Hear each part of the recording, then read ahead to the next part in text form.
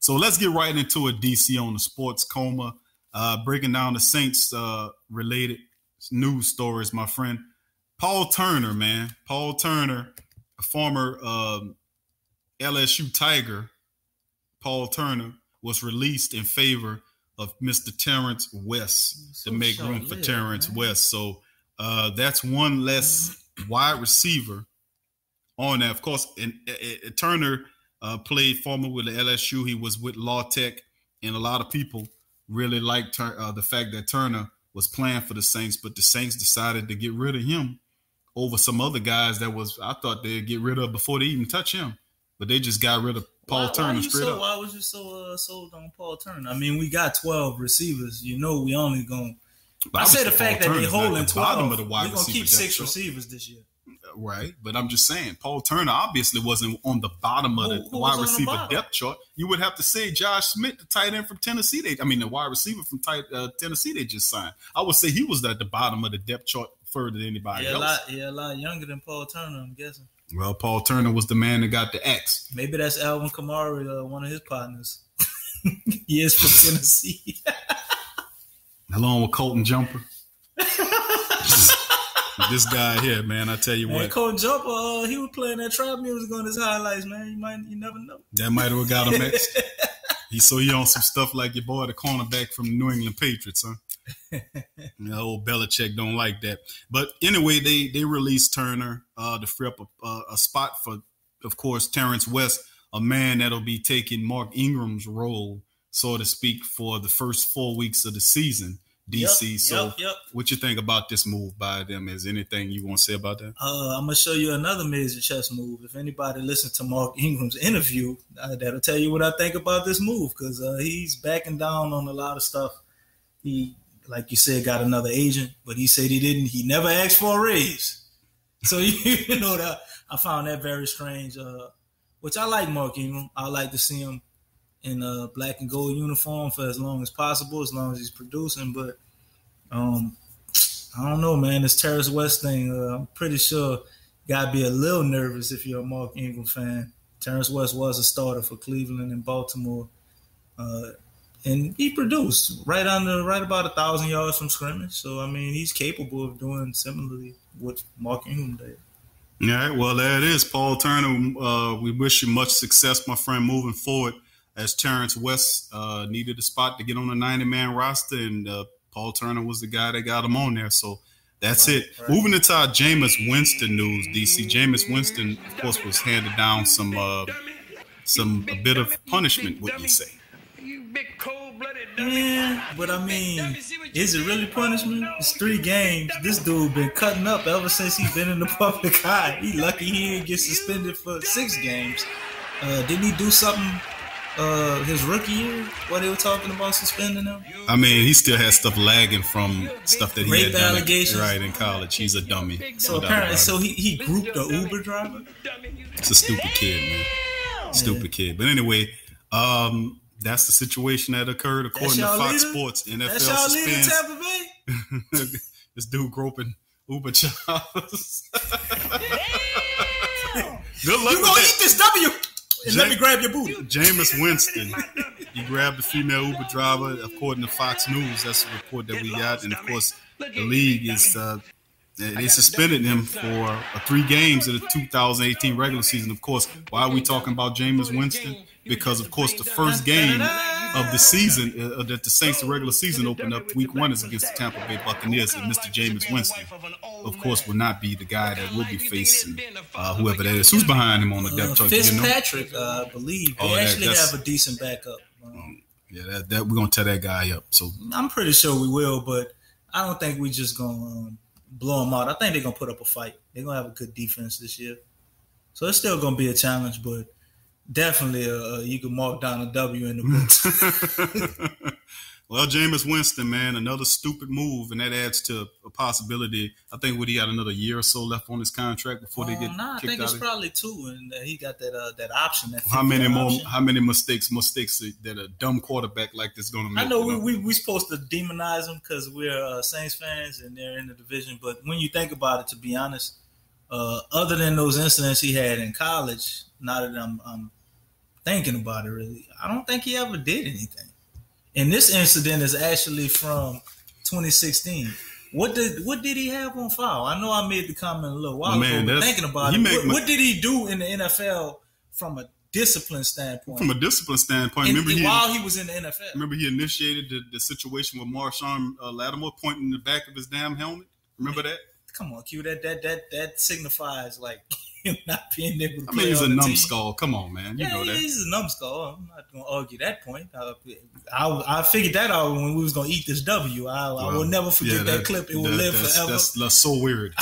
But anyway, let's get away from him, please. And let's move to the next talk of Dez Bryant. Of course, we're talking about Dez Bryant. Now, this has been out there for some times, but recently, Dak Prescott was asked by a reporter, who you think that would be a good fit for Mr. Dez Bryant to be? And of course, Dak Prescott said, guess what?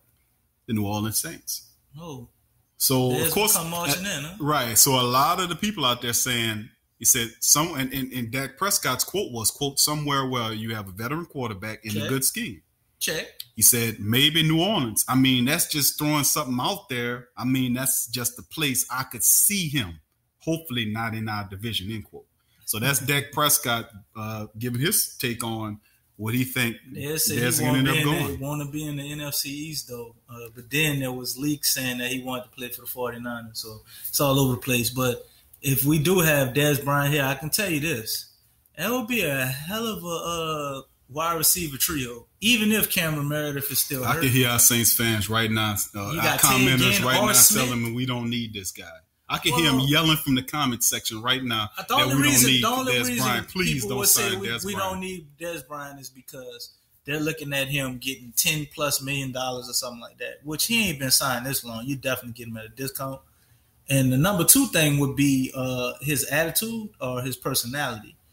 Dez has shown flashes of being volatile, but he's also shown, I think, a more consistent approach of actually being a team guy.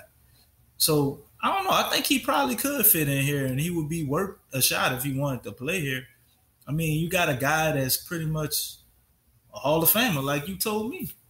You can have a possible Hall of Famer on your team for 1 year. For a 1 year rental. And he could teach Traquan Smith something. Yes. He's the same size. He can teach Cameron Meredith something. He's the same size. And Michael Thomas can definitely learn something from Dez Bryant.